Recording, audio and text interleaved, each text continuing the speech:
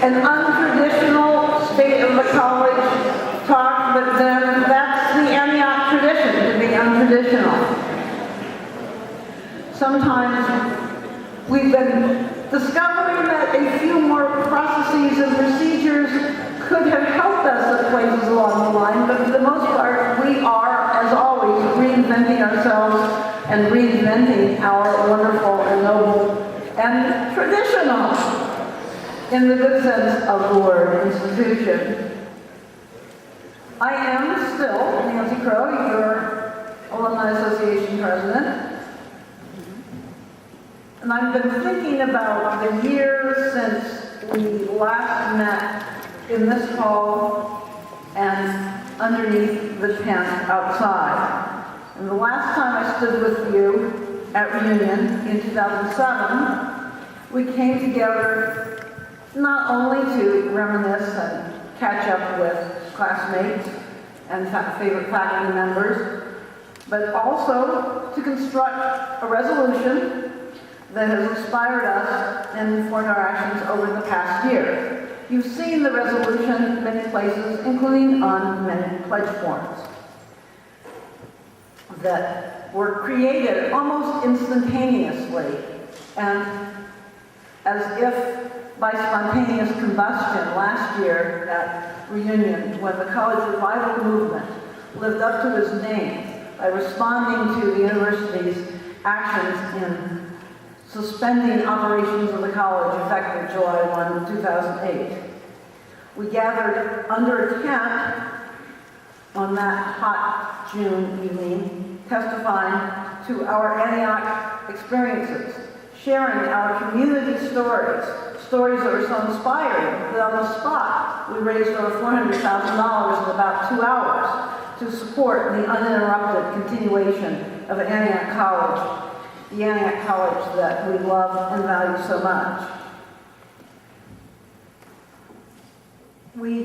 It is to your credit, it is your actions, your ideas, your fundraising, your tenacity, your passion that are a constant inspiration to me, and I thank each and every one of you for everything that you have done and will continue to do for Antioch College.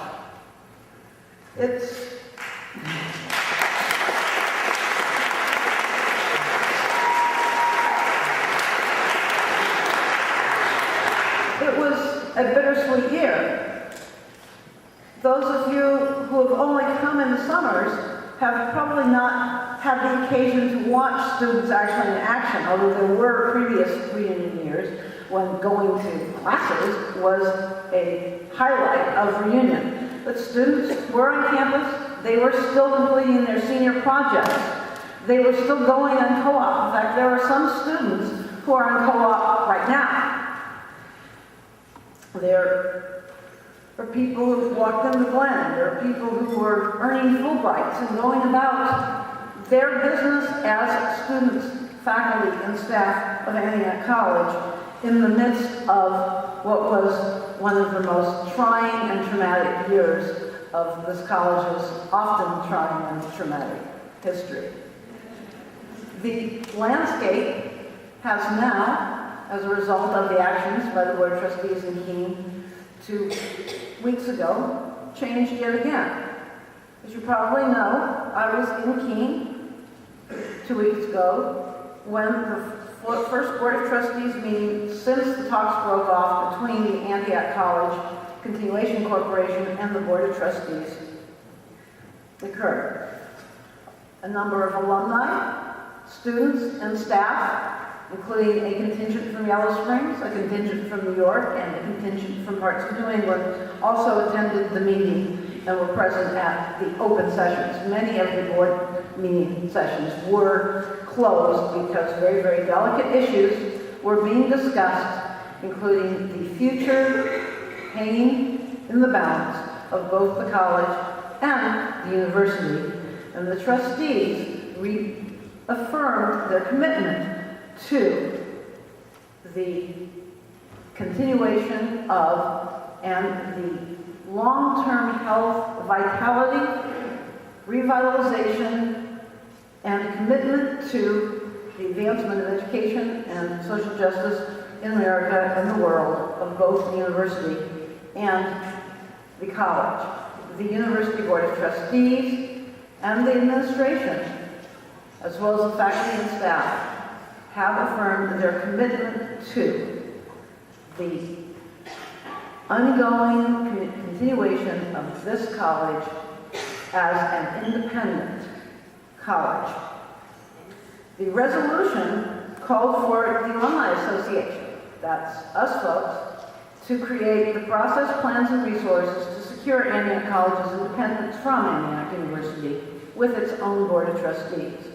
The resolution calls for the alumni to craft the plan for the transfer of the college assets from the university, along with the timetable for implementing that plan.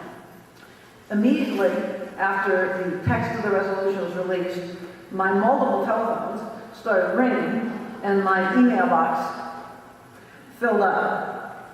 Everyone wanted to know, what's the next step? What are we doing? Here's my idea. Can we act on this? Can we do this? Here are my architectural plans. Here's my academic plan. Here's my vision for creating a new engineering department.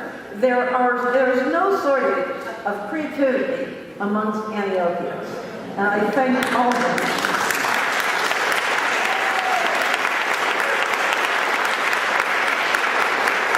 And of course, I have a question: is this true? Can we believe this? Should we believe this? Well, I don't have answers to all of your questions.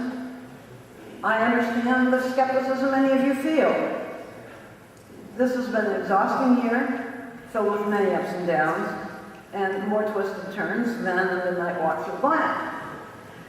We thought that by now, the college would, if not be saved, at least we will on the road to recovery, or at least in rehab. But we're on Antioch time.